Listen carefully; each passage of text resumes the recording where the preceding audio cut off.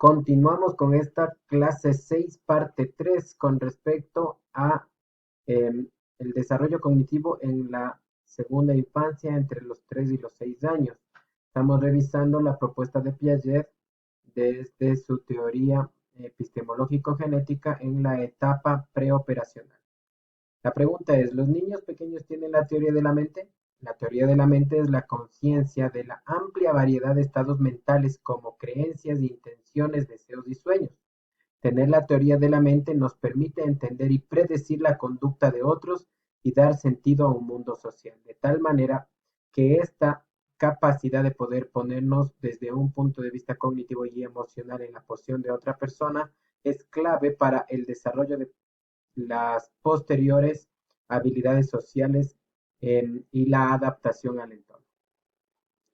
Piaget fue el primero en estudiar la mente de los niños y les hizo preguntas del siguiente tipo: ¿de dónde vienen los sueños? ¿Con qué piensas?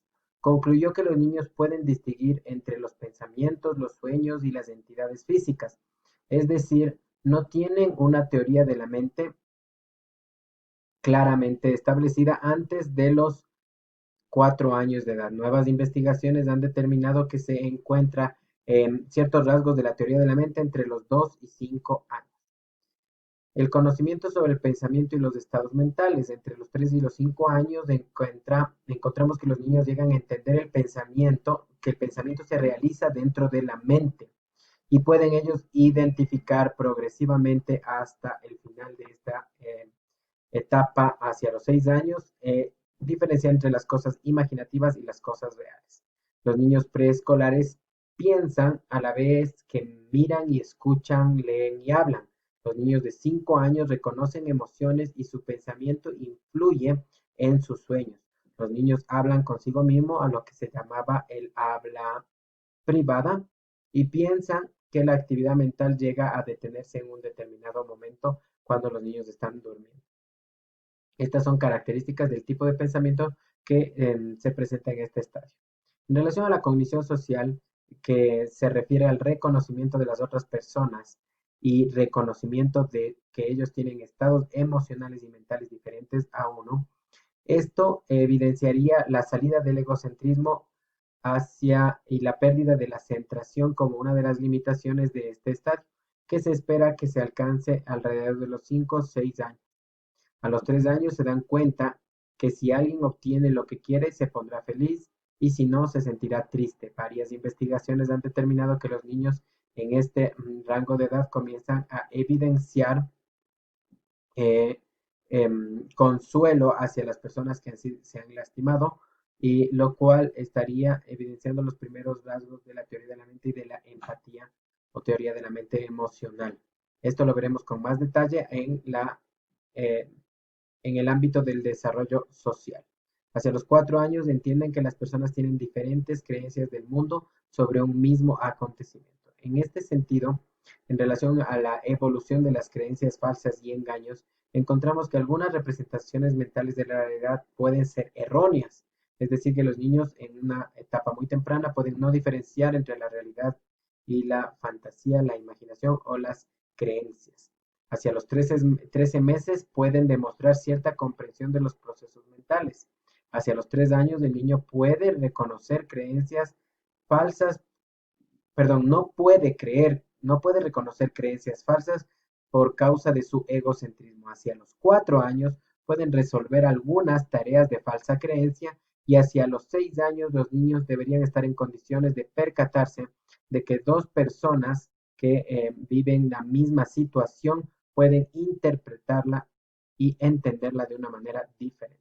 Este sería entonces el proceso de evolución desde un egocentrismo que no les permite reconocer las tareas de falsa creencia hasta la etapa de operaciones concretas en donde no tendrían ninguna dificultad para superarlas.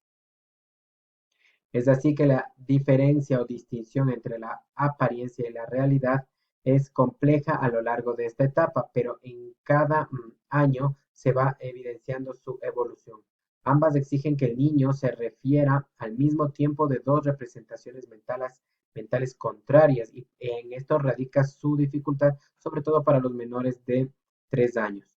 Otros estudios han encontrado que esta capacidad empieza a emerger alrededor de los 4 años, pero no es sino hasta los 5 y 6 años que los niños entienden por completo la diferencia entre estas dos, la apariencia y la realidad.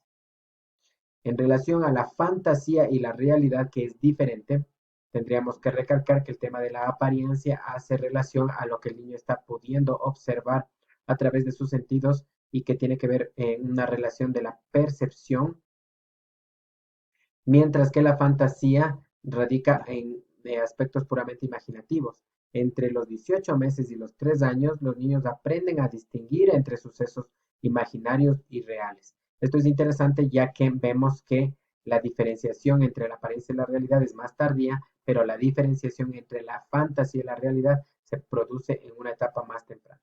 Los niños de 3 años conocen la diferencia entre un perro real, el que ellos han tenido en un sueño, entre el que ellos ven en una imagen o en un gráfico, en un cuento infantil, entre lo visible o lo invisible, como en este caso las características que presenta el aire. Influencias en el desarrollo de la teoría de la mente. Este desarrollo refleja una maduración cerebral y las mejoras de la cognición. En todo esto, las influencias hereditarias y del entorno desempeñan una función bastante importante. Las investigaciones han podido determinar que la condición socioeconómica puede marcar una diferencia entre el momento en el que aparece de manera adecuada, temprana o incluso tardía esta teoría de la mente tan importante. Las pruebas han sido aplicadas a familias de clase media alta, los cuales cuentan con padres instruidos. Esta es una de las críticas clásicas que se le ha hecho a Piaget, el hecho de que gran parte de su teoría fue basada en las observaciones y experimentaciones que él hizo con sus propios hijos.